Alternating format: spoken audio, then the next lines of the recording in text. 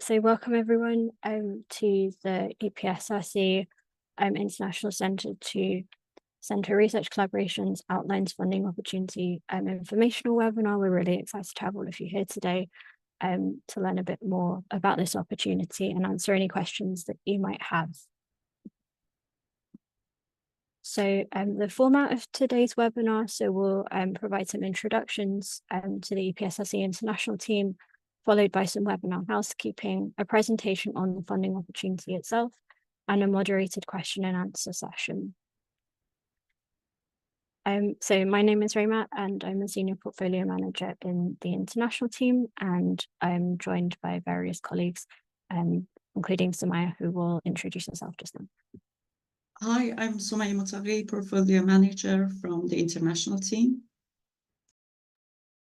And I'm also joined by Joanne Humphreys, who's another Senior Portfolio Manager in our team, and Josh Moulding, who's the Head of International within our team as well. And Joe and Josh will be in the background answering your questions, and Joe will also join for the panel discussion.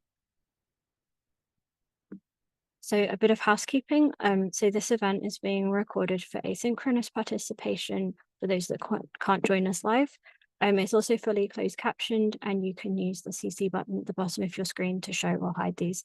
If you hide them for you, it will only hide them for yourself and not for the whole meeting.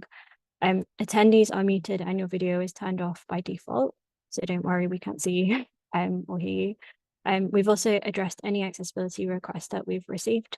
And in terms of tech issues in the chat protocol, please only use the chat for raising technical issues during the webinar. Please also note your name will be shown. If you do this, it won't be anonymous. The raise hand function is also not being monitored. In terms of questions, so submit your questions as the webinar progresses using the Q&A functions. There's a little Q&A button at the bottom of your screen. If you have any questions about the UKRI funding service, please email the main team that handle this. The email is on the screen just now. Any questions can be submitted to our main inbox after the webinar if you've got these. If you have any eligibility questions which refer to a specific individual or team, please email those directly to us, and then we'll be able to help. We won't be doing specific eligibility questions today. So a bit about why we decided to host the webinar. So this is to introduce and provide an overview of this funding opportunity, ensure everyone applying understands the key aims of the scheme, the outline application process, assessment process, and a little bit about the full proposal stage, and also give all of you an opportunity to ask your questions. Please make sure that you've read the funding opportunity document, and the link will be in the chat very shortly, or you can scan the QR code that's on the screen. So a bit of a background and overview to the scheme. So the core aim of the scheme is to enable world-leading partnerships by providing opportunities for leading UK research groups to work in partnership with the best international researchers for their research. So we all know that research is an international endeavour, and many of the challenges that we face are global. And in terms of EPSRC's international strategy specifically, so we have top-down and bottom-up international and joint collaborations. And in terms of what that actually means, top-down means bilateral programs with other countries, and bottom-up means standard grants and other opportunities such as the Centre-to-Centre scheme. Our strategic delivery plan also sets out our priorities and references Centre-to-Centre specifically.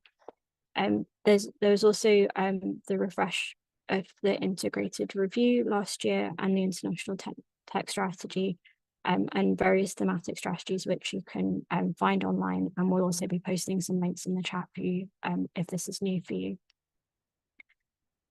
This is also our fourth round of the Centre-to-Centre scheme, so we look forward to receiving your applications with this round. So a little bit about the objectives of the funding opportunity. So this is to enable high-profile, best-with-best international collaborations focused on excellent research with impact, to contribute to EPSRC strategy by supporting high-quality research collaborations which align with our research area strategies and address priorities related to our strategic delivery plan. Also to further the UK strategic needs in international science innovation partnerships.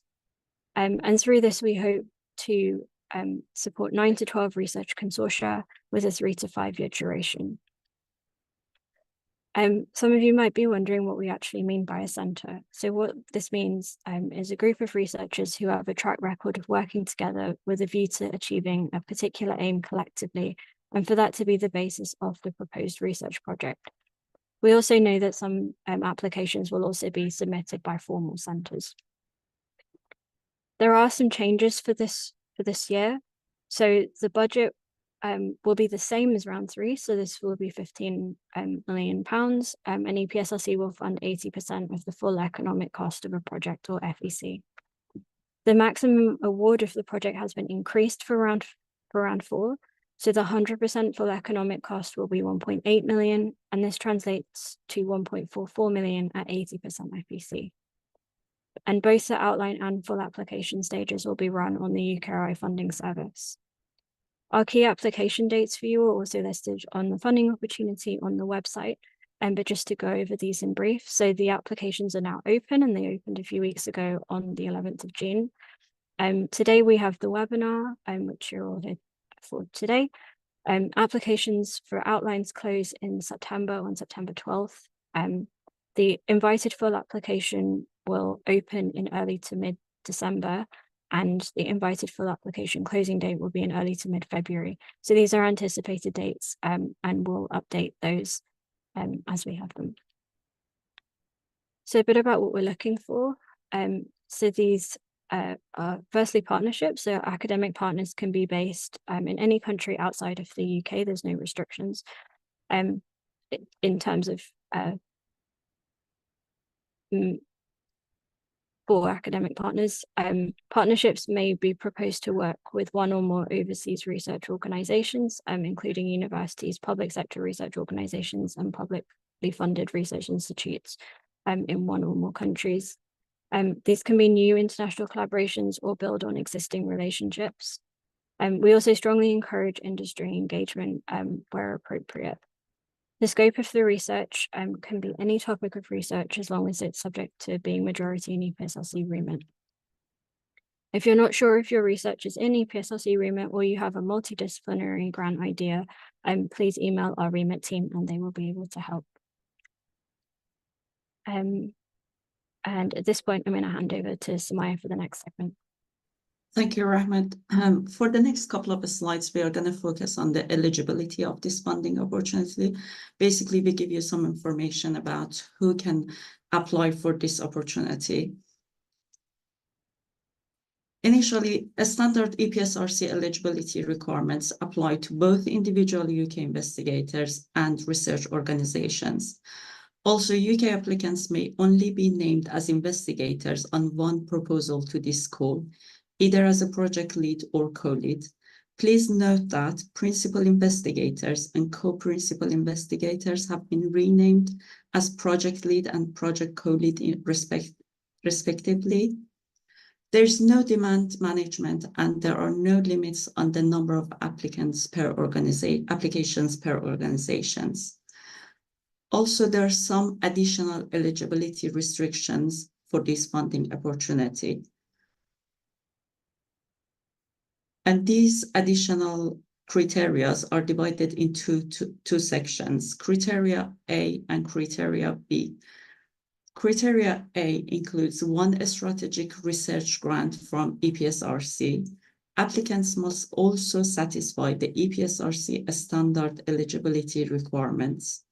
And for criteria B, a portfolio of EPSRC grants of at least 3 million. Please note that the requirement is only to fulfill one of those criteria. If you fulfill both, that's absolutely fine, but the requirement is either criteria A or B. However, there are some exceptions for some of the fundamental areas of research within EPSRCs that we are going to explain in the following slides. But please note that grants must have end date after 9th of June 2024. What that means is that only a grant with an end date on or after 10th of June 2024 are eligible. And if they're a grant with an end date up to or on 9th of June 2024, they're ineligible. We are focusing a bit about criteria A. The applicant consortium must hold at least one current EPSRC strategic research grant. Basically, list of EPSRC strategic research grant is available on the funding page. Also, the project lead of the center-to-center proposal can be the project lead or the project co-lead on the existing grants. We also expect at least 50% of the applicant team to be core team members on the existing strategic research grants, but not necessarily all. In addition, in cases where an investment on the list consists of more than one large-scale grant, which is above 2 million, with different project leads and distinct objectives, the group of researchers on each separate grant may submit a proposal. Also, smaller components grants, less than £2 million, of a larger center or similar investment do not qualify under this criterion, but may be included in the qualifying portfolio under criterion B. And a bit of more explanation about criteria B. Applicant consortium must collectively hold a research portfolio of at least £3 million of current EPSRC research grants. However, not every proposed core team member is required to hold a current EPSRC grant, but we expect the majority of the applicant team to be project leads or project co-leads on one or more of the existing grants cited. Also, any individual grant may only be cited against one proposal through this funding opportunity. Linked grants, such as parent and child grants, which make up a single research project, count as one grant.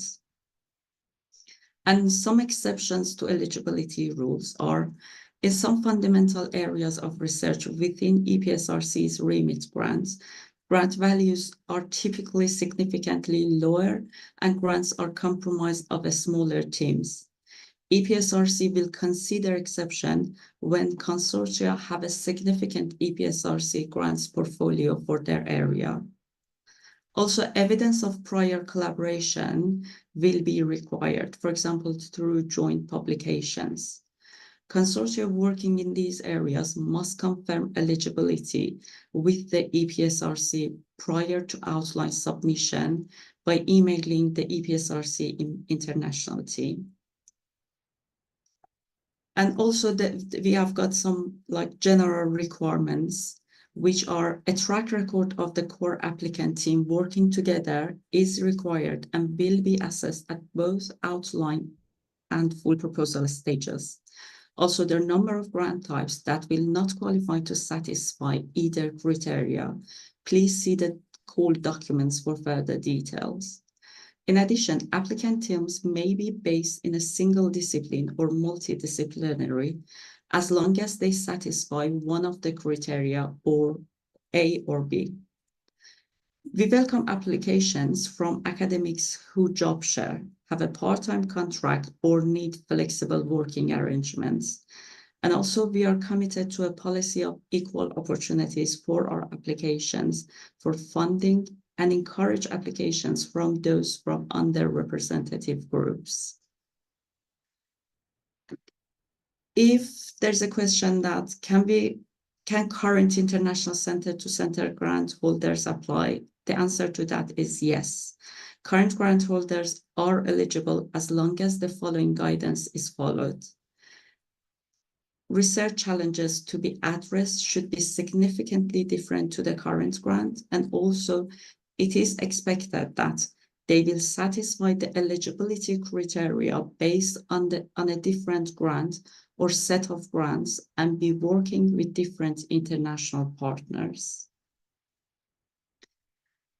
And what is not basically eligible to apply for this funding opportunity? Postdoctoral level fellowship holders are not eligible to apply for this funding opportunity. However, if you are not sure about your eligibility, please email us via international email address.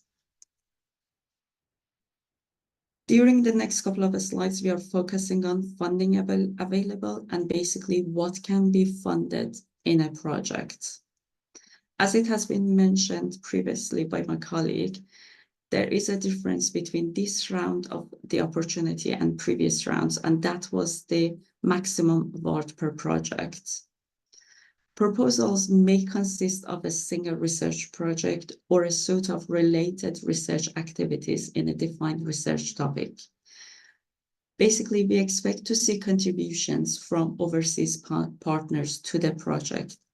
The nature of the project will determine whether those are cash or in-kind contributions. Aspects of the fit to opportunity assessment criterion will assess the contribution of the overseas partners. And also, travel, subsistence, and consumable for UK project leads, project co-leads, and research staff to visit or have extended work placements at a partner's lab overseas. In addition, requests can be made for resources to enable different approaches to building and sustaining collaborations, which reduce the need to travel. Also, we would expect the budget requested for the travel or alternative resources to be sufficient to support the collaborations between the centers. And we need to highlight that, recognizing the international nature of this opportunity, we welcome applications including additional care costs. Requests can also be made for resources to enable different approaches to building and sustaining collaborations, which reduce the need to travel. Also, 2 full-time equivalent postdoctoral research staff should be requested on each proposal. Named postdoctoral researchers are allowed in a center-to-center application. And if appropriate for the proposed project's direction and objectives, you can request proposal researcher positions that do not necessarily span the full length of the project or include part-time positions. However, we do not expect applicants to include short-time postdoctoral researcher positions. And there are some other general rules about overseas partner organizations and international collaborations. Organizations are defined as universities, public sector research organizations, or publicly funded research institutes. International collaborators should be listed as project partners or visiting researchers. Also, project partners can receive a small amounts of funding from the grants, such as for travel and subsistence to attend project meetings. Extended visits should be listed as visiting researchers. In addition, visiting researchers support may be requested for visits by overseas collaborators to the UK for up to 12 months per individual. The application may include the states and indirect cost for any visiting researcher, regardless of whether the support being requested includes a salary contribution or is only travel or subsistence. This table basically briefly explains what are the eligible overseas costs. The eligible overseas costs include travel for UK researchers to partner labs, extended overseas visits of UK-based research staff, hosting costs for overseas visitors in UK, consumables of UK researchers while working overseas, cost of transporting equipment used in joint experiments, use of DTP funds to support EPSRC-funded students in visits, cost of overseas researchers while at UK institutions. And the overseas costs that are ineligible are cost of overseas researchers at overseas institutions, including consumables and international PDRAs, cost incurred by research undertaken by collaborators, and also research projects led by non-UK institutions. And what basically we cannot be funded in a project is either PhD students and funding associated with PhD students may not be included in costs from EPSRC. Also, equipment over £10,000 in value, including VAT, is not available through this funding opportunity. Now I'm going to hand over to my colleague, Rahmat. Thanks, Maya. So I'm going to go over additional considerations and more about the application and assessment processes. So firstly, with the additional considerations, so we'd like to cover some principles around equality, diversity, and inclusion. So EPSRC aims to support a diverse and inclusive research environment where there is equality of opportunities. At the full proposal stage, an EDI plan will be requested for this funding opportunity. So there will be resources allocated to address EDI challenges, and this will be an eligible cost. And in your plan, we expect you to describe the approaches and activities you will employ to enable and facilitate greater EDI in your project, outline actions to promote inclusive participation in international collaboration activities, and to identify EDI outcomes and the methods required to reach them. Are you expected to know about EDI as an applicant? Project teams are not expected to have any specific expertise in EDI. However, the plan should still demonstrate an understanding of any EDI challenges associated with your project. Should you mention the plan in your outline application?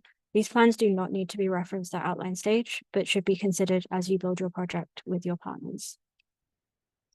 More considerations which we'd like you to take into account for international collaborations. So there's responsible innovation, trusted research and innovation, export control, and visas. And the Good Research Resource Hub that's available online has some resources that can help you with this. With visas in particular, please make sure that you build in enough time so that you are able to acquire these for your staff that you will have on your grant. A little bit more about trusted research and innovation. So trusted research is a sector term for protecting the UK's intellectual property, sensitive research, people and infrastructure from potential theft, manipulation and exploitation, including due to interference by hostile actors. And the National Protective Security Authority, or the NPSA website, has some guidance for academia and industry. And the website is shown on the slide, and you'll be able to find out more information about it there. And in general, trusted research aims to secure the integrity of the system of international research collaboration, which is vital to the continued success of the UK's R&I sector. And so now I'm going to move on to the application and assessment process. So again, you see this timeline once more. So the outline applications will close on the 12th of September. And in terms of the submission process, so proposals can be multi-institutional. However, only one application form should be submitted for each bid. Outline submission should be made using the funding service, and we encourage you to make sure you have enough time to create accounts for members of your project team who currently don't have an account, and also prepare for your research organization's submission process. So please leave enough time between submitting your proposal to your research office and the funding opportunity closing date. In terms of what you need to submit, so this is a summary, a core team list, and some answers to our application questions. So this covers the vision, approach, applicant and team capability to deliver, costs, responsible research and innovation statement, and fit to opportunity. So we'd also like you to submit an application cover letter, and that will detail which eligibility criterion is fulfilled and through which EPSRC grants.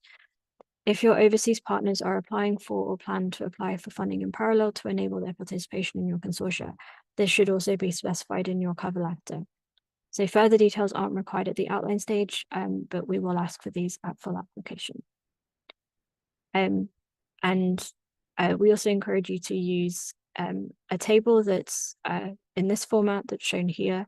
And if the required information isn't included in your cover letter, the outline application will be rejected before panel. So how will your application be assessed? So the details of each assessment stage are listed in the funding opportunity guidance, which we encourage you to go and have a look at online.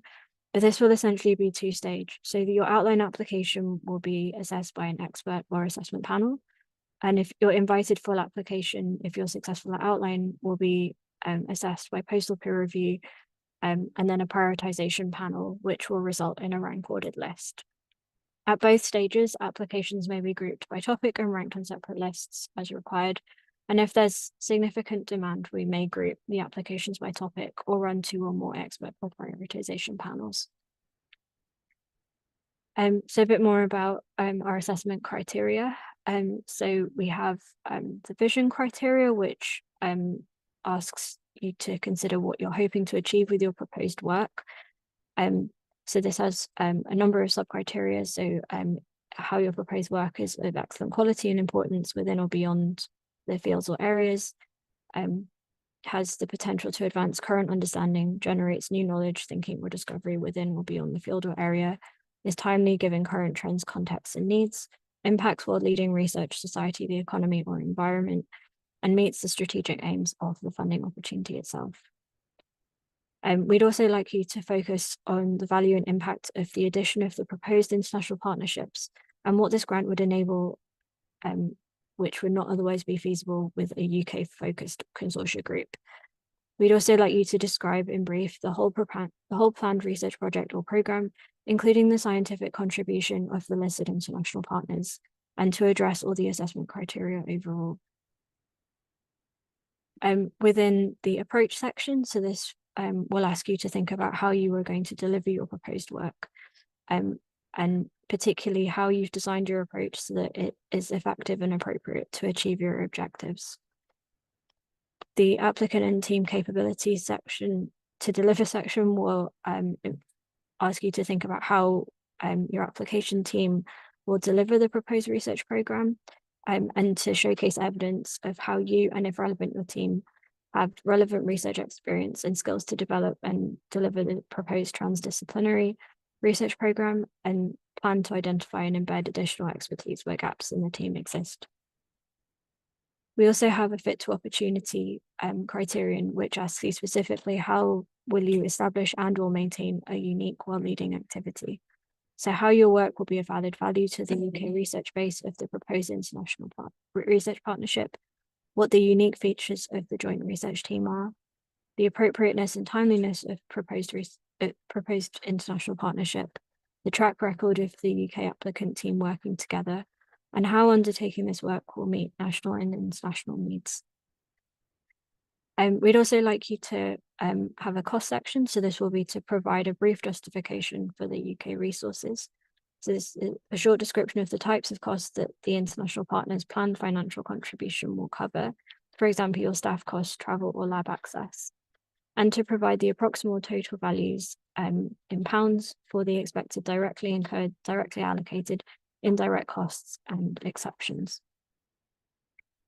At full application stage, the assessment will take into account the effectiveness and appropriateness of the approach to deliver the proposed work, the applicant and team's capability to deliver, including the added value to research outcomes from the international partnership, resources and cost justification. And with that, we've reached the end of the presentation. Your questions via the Q&A, and we'll cover these more in our panel discussion. Just as a reminder, eligibility questions pertaining to an individual or team should be emailed directly to us. And if you've got any questions about the UK Funding Service, please remember to email the team that handles that. And with that, Joe and I will move into the panel, and Samaya will compact. Thank you, Irma. The first question that we have, can we have the slides after the webinar? Yes, so we will be providing all the materials to participants, and we will be putting up a table with all of the questions we've received online. The next question is how the 3 million is counted. For example, A is in a joint project with total value of 3 million, but with other universities. Do we have to include all the other universities in the project in order to become eligible? We expect at least 50% of the core team. So for example, project leads or project co-leads. So we encourage you to look at the how to apply section for a further definition and role types within a core team. Within the centre to centre consortium to be project leads or project co-leads on the existing grant. So there's no requirement to include all members of the core team involved in the existing strategic grant in the application for this opportunity. Thank you. And the next question is, in terms of international partner, do we have to have an existing collaboration with partner overseas, or a new partnership formation is acceptable? So we welcome applications from UK teams that are looking to work with new and or existing partners. Perfect. And the next question is, can 2 institutions from UK apply for this grant? Yeah, so you can have 2 UK institutions on the grant, but you can only have 1 project lead from 1 institution. Other UK-based individuals can be from other institutions, but they would be included as project co-leads. And you also still do need the international component kind of separately as well. It can't just be only the UK organisations. Thank you, Jo. And the next question is, does holding an EPSRC standard grant beyond June 2024 fulfill criterion A? So for criterion A, so you have to hold an EPSRC strategic research grant with an end date that is on or after the 10th of June 2024. Okay, thank you. And we have another question coming through, which is, I've tried to find them on Gov, but it doesn't seem to find them and often seems to crash. So I'm guessing this is in relation to looking at past funded grants on the scheme. So thanks for letting us know. We'll make sure to link any relevant news articles listing the projects when we publish the webinar that's on the funding finder page. Thank you. Another question that we have, will you email the slides after this session? Yes, so as we mentioned before, the webinar outputs will be shared on the UKRI funding finder page for the funding opportunity. And we have got like a couple of questions that I believe should be emailed to international team email address. If I can highlight that, if there's like any specific criteria checking, please email them to us and we will endeavor to respond back in a timely manner. Yeah, so if we haven't answered your question today, we will make sure to answer this in the table that we'll publish after the webinar, but also that we'll go and find out if we don't know the answers today. Another question which is coming through is that, can PhD studentships at the UK institutions be funded as part of this call? I can take that one. Yeah, so no, PhD studentships cannot be included as part of the call. It's the for the PhD studentship rules, it's the same as EPSRC standard mode, so we won't be funding any studentships under the call or PhD related costs. Yeah, and I think that the other question is like very similar to this one, that does this funding call allow PhD funding? It would be a great way to facilitate a closer working dynamic across countries. But I think... Yeah, same answer. Unfortunately, no, we can't allow PhD funding under the call. And the next question is, can 2 institutions from outside UK also work together? Are 2 institutions from outside UK allowed? Yeah, so you can have partners. Your international collaborator can be from 2 different countries and institutions. You would still need the UK component to be the project lead. So a UK-based academic at a UK-based institution needs to lead the project. But for the centre-to-centre international collaboration perspective, you can have partners included as visiting researchers or as project partners from more than 1 country. I would just recommend that you include the associated justification as to the partners that you're including. And also the question is that, are there any links providing the EPSRC strategic grant lists? Yeah, so that's available on the funding opportunity itself. So there's a split between criterion A, and it's under that specific section. And there's a question coming through that, does the project lead need to be a grant holder or co-I on any of the criteria B grants? So maybe put the answer in the Q&A afterwards, and we can take some more questions in the meantime. Sure. The question is, you mentioned the UK costs do not cover consumables for the international collaborators, so should have their own funding or own grant applications to cover their contributions? So international partners will contribute via in-kind or cash contributions. Just to come back to the previous question about the criteria B. So grants can only be included in the centre-to-centre consortium's portfolio under criteria B if the project lead of the grant is involved in the consortium. And the other question is that, does UKRI Future Communications Hub grants come under the EPSRC strategic grants? So we don't have this one listed, but if the question asker could email us after the webinar, we can get in touch with the relevant team just to make sure. And could I also mention that we do not check the hand raised function, so please send your questions through the Q&A. And I believe we are receiving more specific eligibility questions, which we would appreciate if we receive them via email. Another question is, will different researchers from the same UK organization apply for collaboration with different international partners? I'm not sure of the kind of intention behind the question. Maybe we can take that one away. So if you're two different researchers working at the same institution and you're putting in two separate grants or applications, absolutely fine. Yeah, you can include two different partners. I'm not sure whether you mean something slightly different though, so we'll maybe take that one away and reread it to answer. And just a reminder, all of the questions and the answers will be published on the website after, or in the few days after the webinar. Yeah, and the other question is, how can we get the list of the UK applicants? I'm not sure about the context of this question, so if the person who asked it could provide us with some more information, that would be great.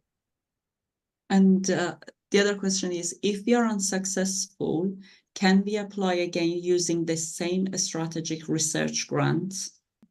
So if the funding opportunity was to run again, as long as it fell within eligibility criteria, I presume this would be fine. As long as it's on the list and the grant end date is also eligible as well, based on a new date. Next question is, what are the maximum number of UK universities that we can allow? And there's 3, 4, there's a question mark. So there's no defined maximum number. You can have as many UK universities as co-leads as necessary for the delivery of your project. Would however recommend that you keep the budget limitations of the call in mind, and make sure that the collaborations from each of the other UK institutions is fully included and justified. I think we received a bit more collaboration, a bit more explanation about the question, which was, is there a limit on the number of international centers that can be included? Basically, they're asked, are there any limits on which countries can be partnered with? So there's no specific preference for connecting with countries. I know there's a few listed in the question there. So we don't necessarily have a preference as long as your partner country meets the requirements of the call and your collaboration meets the requirements of the call. If you do have any questions on specific inclusion of a country or specific inclusion of eligibility from an overseas institution, please do send that in by email and we can answer directly. The next question is, do capital equipment grants include the strategic equipment grants, or are they different?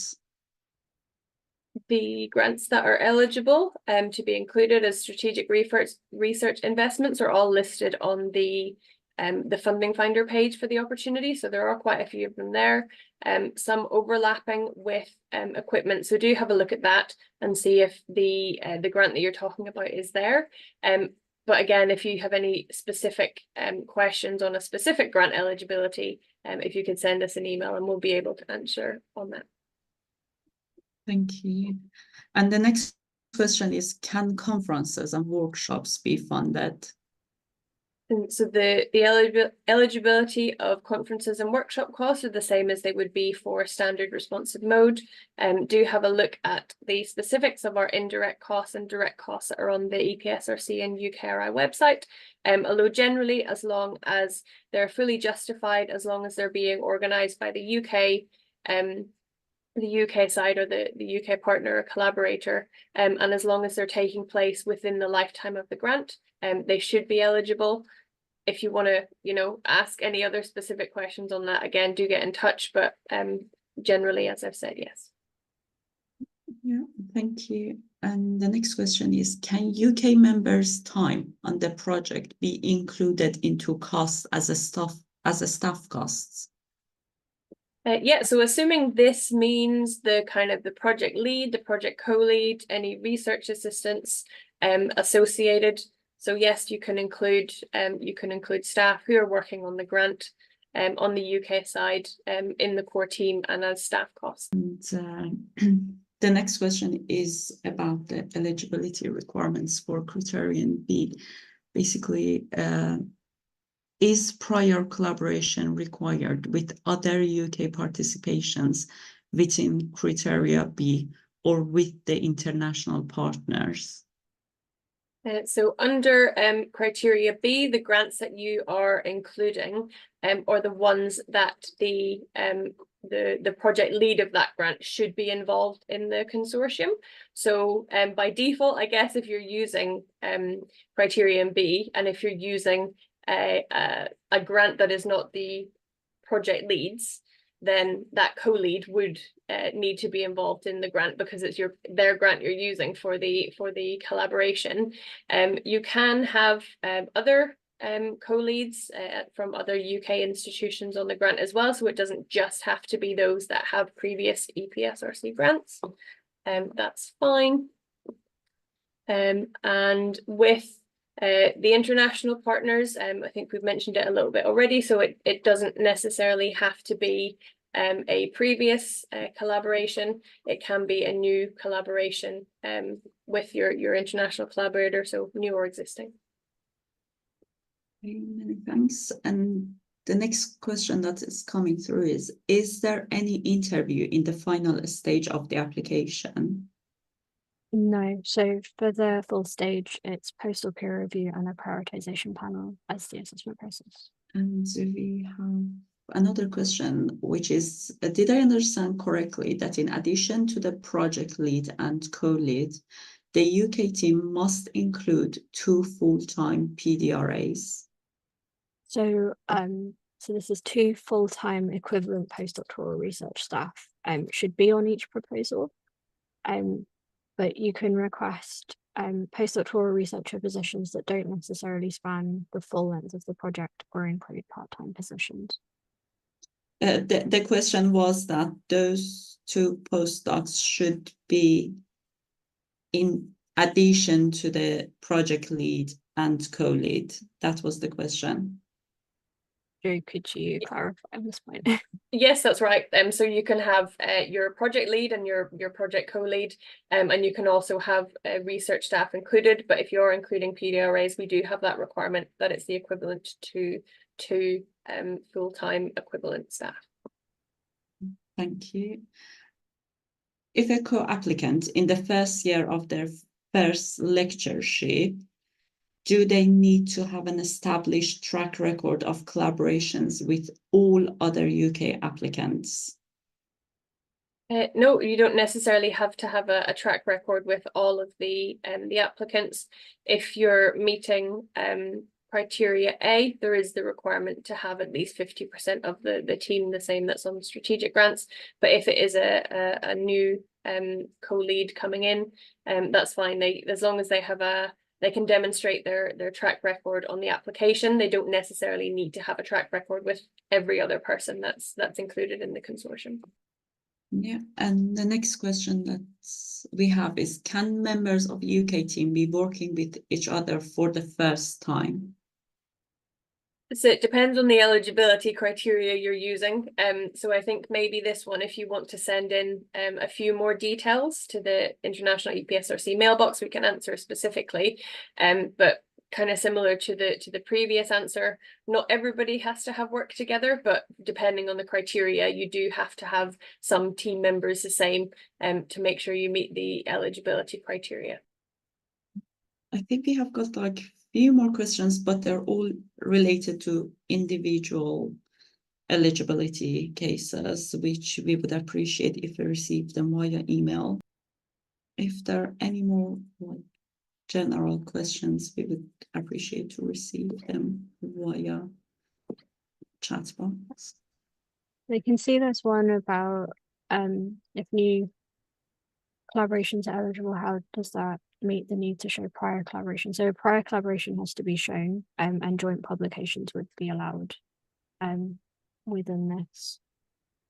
And then they can spot one about, is there a preference for connecting with countries outside the EU or low or middle income countries? And that's also no. So there's no preference on our side. And there is another question just came through, that is there a fixed start date for successful bids? So we don't know this yet, but the full applications, the assessment process will take place in 2025. But if you watch the funding opportunity page, there'll be more details there when we know. The next question that we have, ICT Future Communication Systems Platform. Which specific platform do you prefer? Do you refer to the 3 EPSRC communication hubs? Sorry, it was which specific platform do you refer? Do you refer to the 3 EPSRC communication hubs? So this question we can definitely take away and check so that you have the most accurate information. So watch the funding finder page for the answer to that one. We might have time for like 1 questions if there are any more questions. I can hand it over to you, please. Yeah, sure. So there was one question about, will the international co-leads be listed but not receive remuneration? So they wouldn't be listed as co-leads, and the remuneration depends on if they're visiting researchers or project partners. And also just a message to the audience that if you've not had your question answered today, we will be answering all questions that have come in, and that will be on the funding finder very shortly after the webinar. Just under a minute left. So we will close out the Q&A and have a couple of quick announcements. So thank you to everyone for joining us. So remember to look out for the webinar outputs. You can also access our funding finder page by scanning the QR code or going to the link. And if you have any more questions, particularly those which are specific eligibility questions, please remember to get in touch with us directly via our shared inbox. But thank you very much for joining us. We hope you found this an informative experience and hope to receive your application soon. Have a great day.